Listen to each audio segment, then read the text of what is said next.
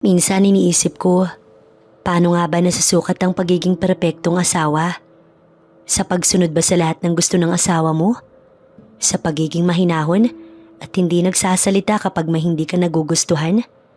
O sa pagpapanggap na masaya kahit matagal mo nang nararamdamang may kulang?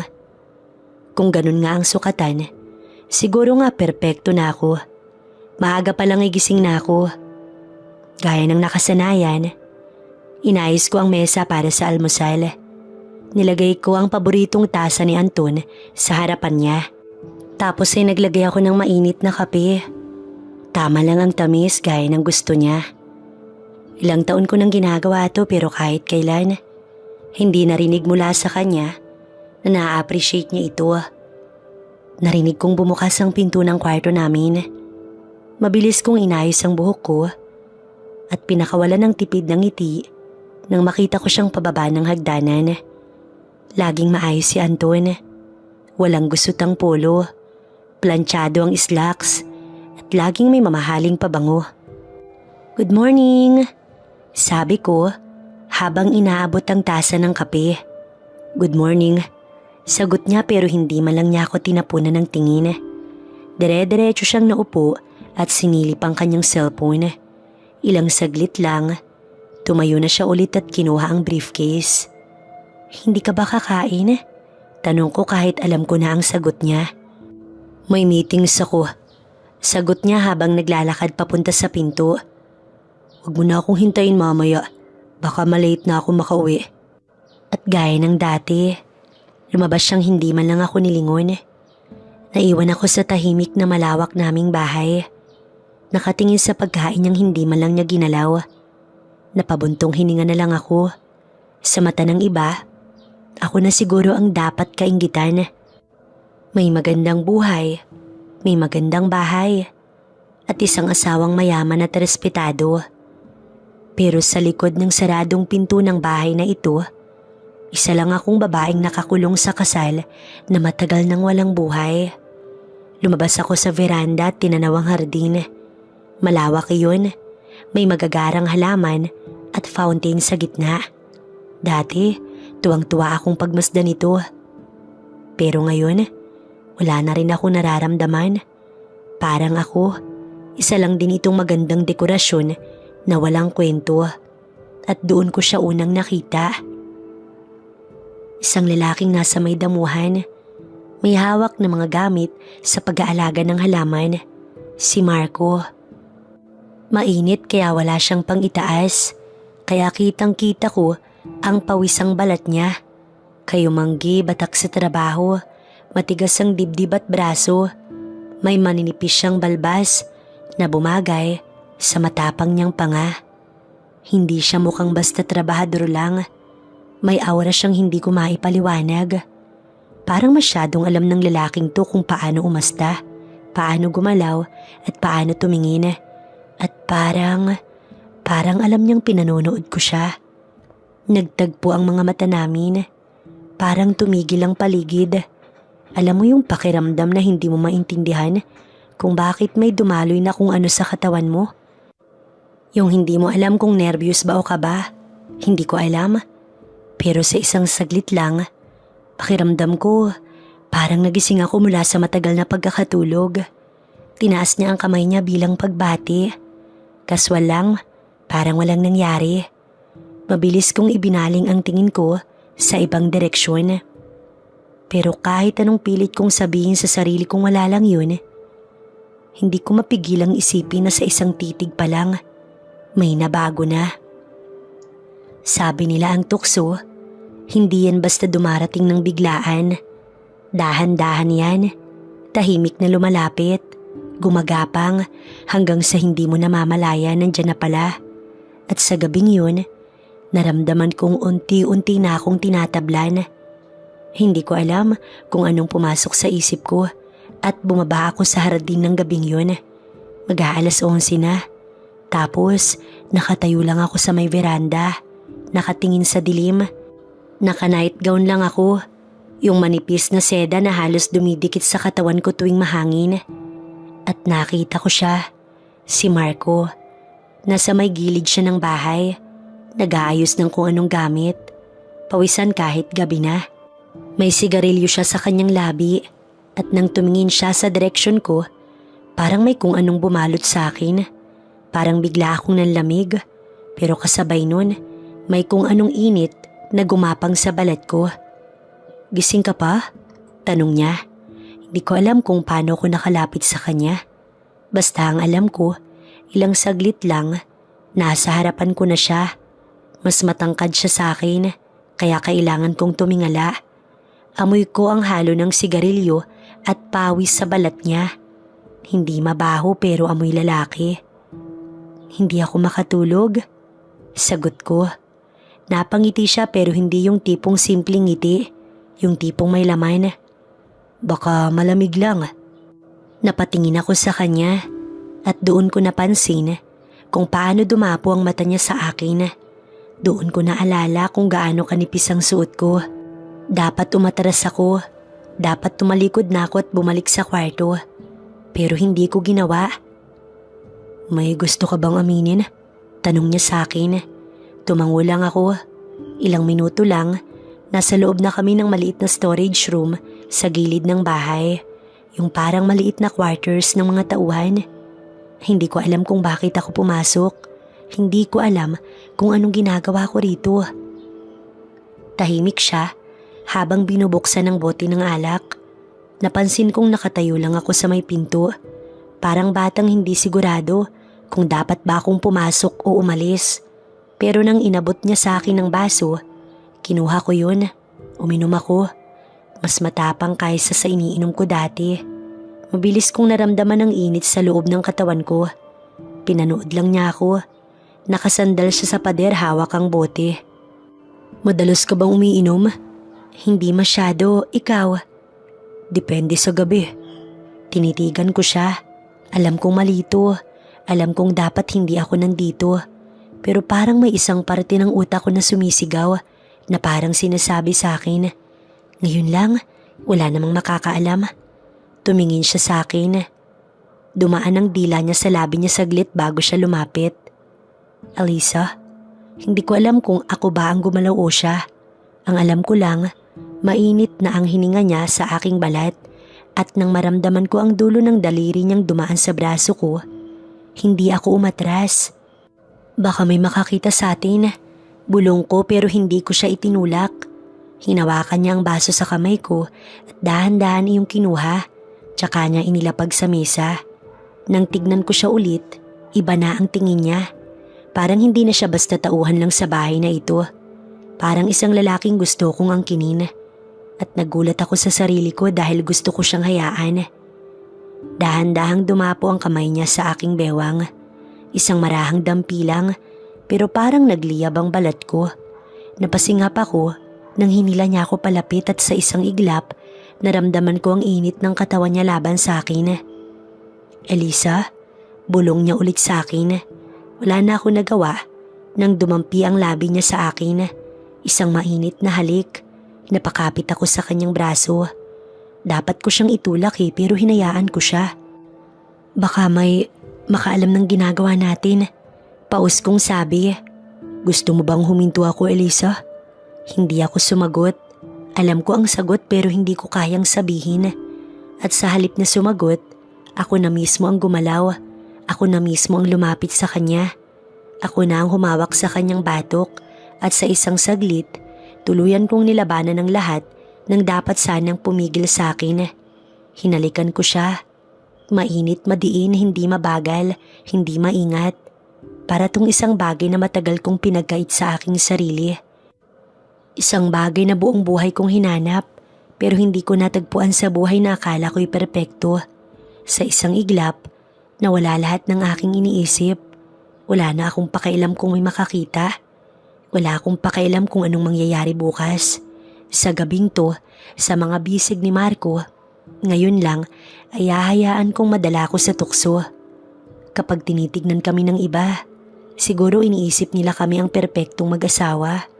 Mayaman si Anton, maayos ang trabaho, respetado sa negosyo. Ako naman, ang tahimik na asawa na laging nakaayos, laging presentable, maganda, mabait at walang reklamo. Pero kung meron mang hindi nakikita ang mga tao, yun ang realidad namin. Isang relasyong matagal nang walang sigla. Pagpasok ko sa kwarto namin, nadatnan ko si Anton sa harap ng kanyang laptop. Nakasuot pa rin siya ng polo. Bahagyang nakabukas ang ilang botones. Pero mukhang hindi pa rin tapos sa trabaho. Karaniwan na to. Madalas siyang gabihin sa harap ng screen kaysa sa tabi ko sa kama. Nilapag ko ang suot kong hikaw sa dresser at lumapit sa kanya. Hindi ka pa ba matutulog? May tinatapos lang ako. Sagot niya, hindi man lang ako tinapunan ng tingin. Minsan iniisip ko kung napapansin pa niya ako. Lumapit ako sa likuran niya. Marahang hinaplos ang kanyang balikat pero hindi siya nag-react. Hindi man lang siya lumingon. Anton, tinawag ko siya.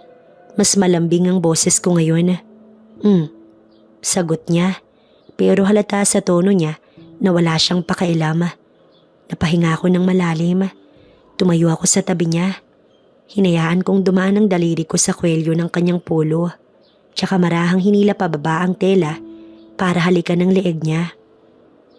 Dati, ito ang ginagawa ko kapag gusto kong maglambing. Dati, sapat na to para ipaalala sa kanya na asawa niya ako. Pero ngayon, wag muna ngayon, Elisa. Sabi niya, tsaka marahang inilayo ang katawan niya. Pagod ako. Pagod? Paulit-ulit na lang. Tumayo ako at diretsyong naglakad papunta sa kama. Hindi ako nagsalita. Para saan pa? Para makiusap? Para marinig ulit ang parehong dahilan? Humiga ako't nakatalikod sa kanya. Dati, kapag ganito ang gabi namin, niisip ko na baka ako ang may mali. Baka hindi ako sapat. Baka may ginagawa kong hindi niya gusto. Pero ngayon, iba na ang iniisip ko. Iba na ang hinahanap ng katawan ko. Pinikit ko ang mata ko. Pilit na inaalis sa isip ko ang isang pangalan na hindi ko dapat iniisip. Pero sa isipan ko, hindi si Anton ang kasama ko ngayon. Hindi ang malamig kong asawa na sa kabilang side ng kama. Sa isipan ko, iba ang mainit na katawan na nakadikit sa akin. Iba ang kamay na lumalapat sa balat ko. Iba ang boses na bumubulong sa aking tinga. At bago pa ako tuluyang dalhin ng sarili kong pantasya, narinig ko ang pagbuntong hininga ni Anton na ang tunog ay ang pagpatay niya ng ilaw. Sa gabing yun, sa ilalim ng isang bubong pareho sa magkaibang mundo, natulog kaming dalawa na parang estranghero. Alam kong mali pero hindi ko mapigilang hanapin ang kanyang presensya. Simula noong gabing bumigay ako sa tukso, nag-iba na ang takbo ng aking isipan. Parang kahit anong pilit kong bumalik sa dati, hindi ko magawa. At si Marco, lalo niyang pinalala ang sitwasyon. Hindi siya tumigil. Palagi ko siyang nahuhuli sa paligid. Minsan, bigla na lang siyang lilitaw habang nagkakape ako sa veranda. O kaya naman, mapapansin kong nakatayo siya malapit sa garahe. Tila, hinihintay ako mapadaan roon. At sa tuwing magtatama ang mga mata namin, may isang klase ng ngiti sa labi niya. Yung tipong alam niyang mahirap siyang tanggihan.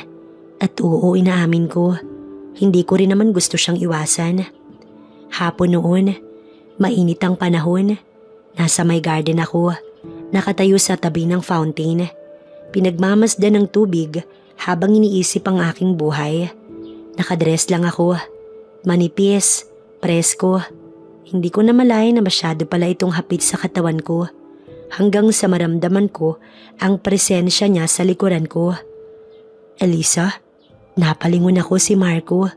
Nakasando lamang at lumang short. Pawisan ng katawan. Halatang kagagaling lang sa trabaho. Pero hindi iyon ang agad kong napansin, kundi ang paraan ng tingin niya sa akin. Para bang gutom siya. Pwede akong umiwas, pero hindi ko nagawa. Ang init, no? Sabi niya tsaka siya lumapit. Napansin kong may hawak siyang bote ng malamig na tubig, pero sa halip na inumin, binuhos niya ito sa kanyang ulo. Dumaloy ang tubig sa kanya. At sa kung anong dahilan, napalunok ako. Hindi mo naman kailangan gawin yan sa harap ko. Sabi ko at pilit pinapanatiling kalmado ang aking boses. Bakit? Naiinitan ka rin ba? Tumingin ako sa paligid. Walang ibang tao. Tahimik ang buong lugar. Tila kaming dalawa lang ang nandito. Wala si Sir? Tanong niya. Wala. Sagot ko na halos pabulong. At doon ko na naramdaman ang dahan-dahan niyang paglapit. Hindi ko alam kung ako ba ang umatras o kusa niya akong isinandal sa poste ng pergola.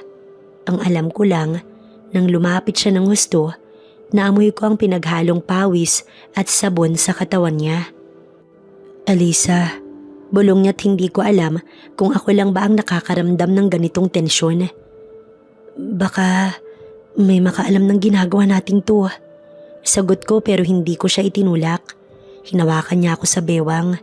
Isang marahang dampilang ng kamay niya sa tela ng damit ko. Parang sinusukat kung hahayaan ko siyang magpatuloy. Sabihin mo lang kung gusto mo kong tumigil. Pero hindi ako sumagot at doon ko naramdaman ang dahan-dahan niyang paghalik sa akin. Alam kong malito, alam kong dapat ko siyang pigilan. Pero sa halip na itulak siya palayo, ako pa ang lumapit. At nang magtagpo nga ang mga labi namin, parang nawala lahat ng aking inhibisyon. Hindi ito isang mahinahong halik. Ito yung halik na matagal nang gustong mangyari. At sa hapon ding yun, sa ilalim ng lilim ng pergola, hinayaan ko muli akong lamunin ng tukso. Dapat na akong tumigil. Kahit anong gawin kong palusot, kahit ilang beses kong sabihin sa sarili kong hindi ko to ginusto. Alam kong hindi na ako inosente rito. Ako mismo ang nagbigay ng daan. Ako ang bumigay. At kung itutuloy ko pa to, alam kong wala nang balikan. Gabi noon, nakaupo ako sa kama habang nakatitig sa aking cellphone. May isang hindi pa nababasang message mula kay Marco. Kita tayo bukas. Sabihin mo kung kailan ka libre. Napakagat ako sa labi. Dapat hindi ko to nire-replyan. Dapat hindi ako nagpapakita ng interes. Pero paano kung gusto ko pa rin? Napailing ako.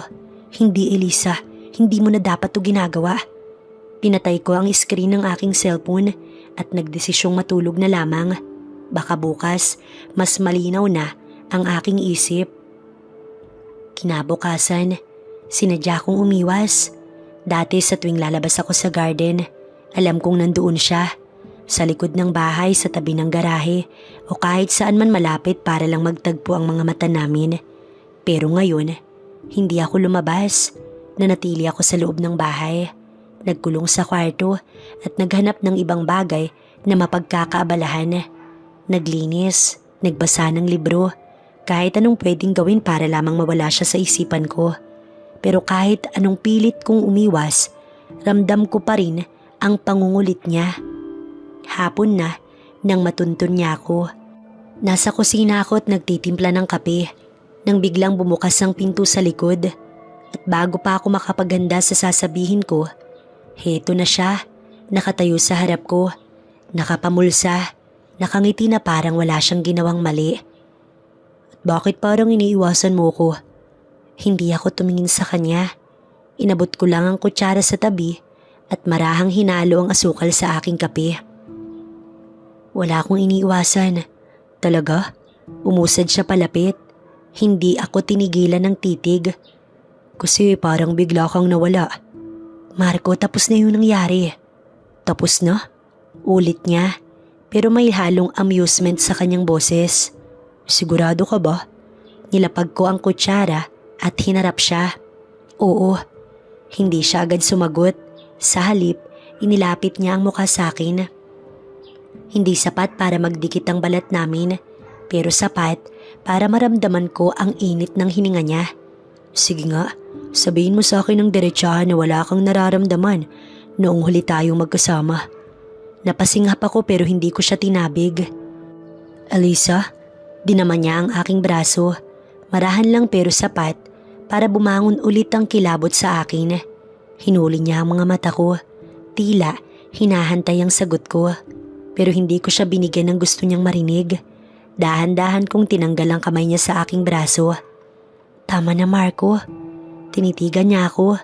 Tila tinatansya kung seryoso ko sa aking sinasabi. At sa unang pagkakataon, Nakita ko ang disappointment sa mukha niya. Wala siyang sinabi. Hindi na siya nangulit. Tumango lang siya tsaka dahan-dahang lumayo. At sa wakas, nakahinga ko ng maluwag. Pero ang hindi ko inaasahan, sa paglayo niyang yun, doon ako nakaramdam ng bigat sa aking dibdib. Parang ako ang natalo. Ang lihim ay parang apoy. Habang pilit mong itinatago, lalo lang itong nagliliyab.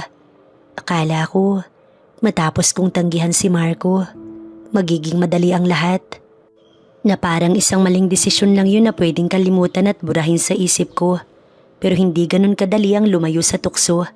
Lalo na kung alam mong kaya ka nitong hanapin. At mas lalo lang nang hindi ganoon kadali kung may iba nang nagsisimulang makahalata.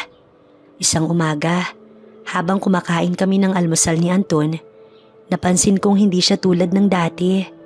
Tahimik siya pero yung tipong abala lang sa trabaho. May kung anong bumabagabag sa kanya. "Alisa?"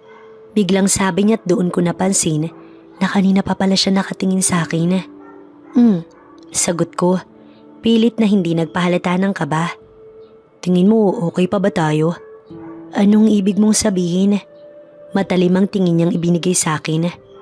"Alam kong may bumabagabag sa'yo. Ilang linggo nang parang hindi ka mapakali."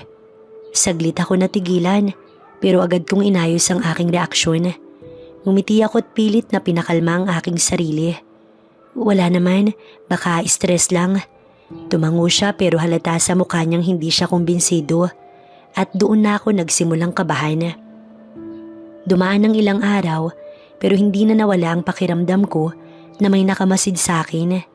Si Anton, mas madalas na akong tanungin kung nasaan ako, kung anong ginagawa ko. Dati hindi siya interesado, dati wala siyang pakailam, pero ngayon ramdam kong pinagmamasdan niya ako at ang mas lalong nagpahigpit ng kaba ko. Isang gabi habang nasa kama kami, bigla niyang tinanong.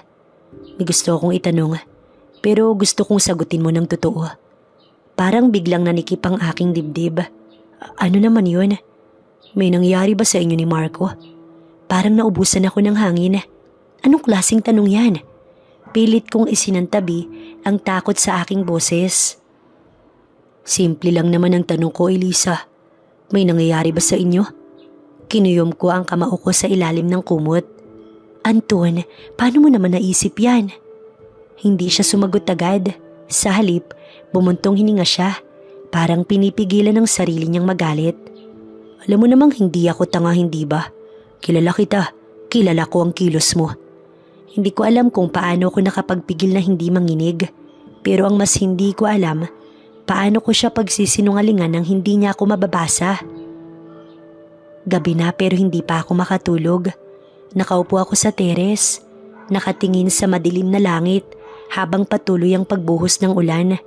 Ang lamig ng hangin pero mas malamig ang pakiramdam ko sa loob ng bahay. Sa likod ko, rinig ko ang mahihinang tunog ng mga gamit ni Marco. Dumating siya kanina para ayusin ang ilaw sa garden. May sira raw ng wiring at dahil wala si Anton, siya na ang nagkusang tumingin. Hindi ko dapat siya hinayaan pang pumasok. Dapat pagkatapos niyang ayusin ang ilaw, pinaalis ko na siya agad pero hindi ko ginawa. At ngayon narito kami. Ako, pinagmamasdan ng ulan. Siya'y unti-unting lumalapit sa likuran ko. "Alisa?" Hindi ako gumalaw, hindi ako sumagot, pero naramdaman ko ang init ng presensya niya sa tabi ko. "Tumatakas ka na naman." Napangiti ako ng mapait. "Hindi ako tumatakas." "Hindi, pero bakit hindi mo ko matignan?" Huminga ako ng malalim bago ko siya hinarap at doon nagtagpo ang mga mata namin, puno ng pangungusap na hindi kayang bigkasin, at sa isang iglap, inabot niya ang mukha ko. "Wala na akong hihingin sa'yo, pero kung gusto mo ko alam mong nandito lang ako." Bulong niya at doon bumagsak ang lahat ng aking depensa. Ang init ng palad niya sa balat ko. Ang titig niyang parang hinihigop ako pabalik sa isang bagay na pilit kong tinatakasan. At sa mga sumunod na segundo, huli na, nang namalayan kong hinayaan ko na siyang hinalikan ako. Mainit ang labi niya, kontra sa lamig ng ulan na bumabagsak sa amin. Hindi ko alam kung paano kami napunta rito sa ilalim ng ulan. sa gitna ng dilim ng gabi habang pilit naming kinukuha ang hindi naman dapat angkinin. Marco, pabulong na sambit ko sa kanya. Huwag mo kong pigilan, sagot niya pero hindi ko naman siya tinutulak. Ang basa naming mga balat, ang mapait na hangin na humahalos sa init, ang bilis ng tibok ng puso ko, lahat ito, pinatunayan kung gaano ko kahina sa harap niya. Niyakap niya ako ng mas mahigpit at bago ko pa napigilan ang sarili ko, sinabayan ko na ang ginagawa niya. Ang labi ko hinahanap ang kanya. Ang kamay ko ay kumapit sa kanya at sa isang iglap, wala nang kasalanan, wala nang tama o mali. Kaming dalawa lang at ang gabing to na hindi dapat mangyari pero nangyari at hindi na kami babalik sa dati. Mahirap itago ang isang bagay na unti-unti nang lumalabas sa mga mata mo. Kala ko kaya kong kontrolin, na kaya kong panatilihin ang lihim na ito sa loob ng mga pinto, sa pagitan lang ng mga gabi kung kailan hindi ko kayang pigilin ang aking sarili. Pero kahit ganito ko pa ito itago, may isang taong hindi mo kayang lukuhin ng matagal. At yun ay ang taong matagal ka nang kakilala, si Anton. Bakit parang lagi kang lumalabas sa hardin? Napapitlag ako sa tanong niya. Katatapos ko lang magtimpla ng kape nang bigla siyang lumapit sa akin, nakatitig. Ha? Wala lang, gusto ko lang magpahangin. Hangin? Hindi ka naman dating mahilig lumabas sa hardin. Iniwas ko ang tingin ko sa kanya. Masyado kasing mainit sa loob minsan. Hindi ko alam kung naniwala siya sa aking sinabi. Pero ramdam ko ang malamig na pagtingin niya sa akin. Para bang sinasabi ng utak niya na hindi siya naniniwala. At doon ako unang kinabahan. Sa mga sumunod na araw, mas naging mapanuri siya. Pag lumalabas ako sa teres, alam kong nakamasid siya mula sa loob ng bahay. Kapag bumababa ako sa hardin, madalas bigla siyang susulpot, tatanungin kung anong ginagawa ko. At ang pinakakinatatakutan ko, madalas ko siyang mahuli na nakatingin kay Marco. Si Marco na parang walang alam sa nagbabadyang panganib. Si Marco na kahit anong iwas ko, patuloy pa rin akong ginugulo ng mga mata niya. Isang hapon na habang nasa sala ko't kunwaring nagbabasa ng libro, biglang nagsalita si Anton nang hindi tumitingin sa akin.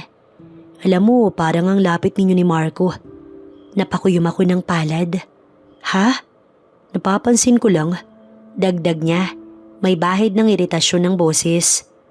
Bakit parang ang gaan ng loob mo sa kanya? Pinilit kong wag magpanik. Wala naman. Mabait lang talaga siya. Bakit parang sobra kang interesado sa kanya? Doon ko na siya tiningnan. Anton, anong pinapahiwatig mo? Tinitigan niya ako. Mas matagal ngayon pero sa huli, umiling siya at lumayo. Wala. Pero kahit hindi niya sabihin ng diretso, alam kong may duda na siya. Minsan kahit anong pagtatago mo, may mga bagay na sadyang gustong kumawala. Kahit gaano ko pigilan ang sarili ko, kahit ilang beses kong sabihing mali, lagit-laging may pagkakataon na dinadala ko pabalik sa kanya. At ngayong gabi, isa na namang maling desisyon ang ginawa ko. Tahimik ang bahay. Wala si Anton. Sinabi niyang may aayusin siya sa opisina at baka gabihin ang pag-uwi niya. Dapat iyon ang pagkakataon kong magpahinga para hindi na gumawa ng mas marami pang kasalanan. Pero iba ang nangyari dahil bago ko pa namalayang gumagalaw ang mga paa ko, nasa harap na ako ng guest room at si Marco nandoon na naghihintay. Pagkasara ko ng pinto, hindi niya na ako hinayaang magsalita pa. Hinila niya ako palapit, mariing hinalikan. Tuluyan na akong bumigay. Hinila niya ako patungo sa kama at sa sandaling yun, nakalimutan kong may asawa ko. Dahil ang natatandaan ko lang ay kung paano niya ako napapasaya, kung paano niya damhin ang mga bagay na iyon sa akin, kung paano namin gawin iyon na parehas kaming masaya, at kung paano ko siya tinanggap, walang pag-aalinlangan, walang pag-iisip kung ano ang magiging kapalit nito. Pero ang akala kong sandali ng pagtakas ay biglang naputol dahil habang hinihingal ako, biglang tumunog ang aking cellphone. Napabalikwas ako't nanlamig sa takot. Si Anton. Halos manginig ang kamay ko nang sagutin ko ang tawag. Hello? Elisa? Seryoso ang boses niya sa kabilang linya. Pauwi na ako. Parang nahulog ang puso ko sa kaba. Anong oras ka nandito? Pilit kong pinakalma ang aking boses. Mga 10 minuto. 10 minuto? 10 minuto para takasan ng isang kasalanang hindi ko na mababawi. Dali-dali akong bumangon. Nag-ayos habang si Marco naman nakamasid sa akin.